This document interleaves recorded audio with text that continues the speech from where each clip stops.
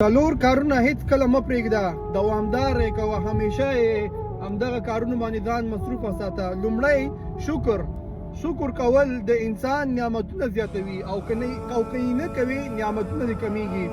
الله دې د نعمتونو څخه مه محروموه. الله پاک فرمایلی دي لئن شکرتم لازیدنکم، که تاسو شکر وکړئ زه یې زیاتوم نعمتونه. دویم ذکر کول، همیشه ژبه په ذکر باندې مصروف وساته. ذکر د انسان په ژوند کې ډیر برکت راوړي، او که ذکر ونه کړې ترې محرومیږي.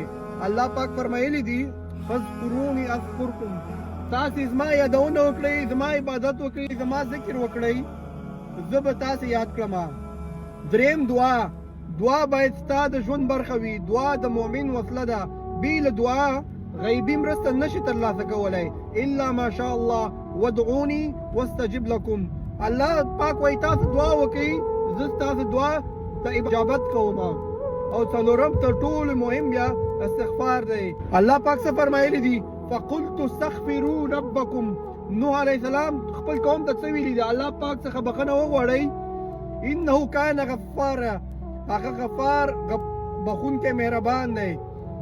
یرسل السماء علیکم مدرارا، په تاسې به اسمانونه اوبه راوورئ. یمددکم باموال، اولادونه به زیات کړي او ستاسو مال به زیات کړي، تاسو ته باغونه او نهرونه وبهوي. نو چې دا نعمتونه انسان ترلاسه کړي نور څه غواړي؟ دغه څلور کارونه همیشه کوه، خپل به کامیاب وي انشاءالله. السلام علیکم.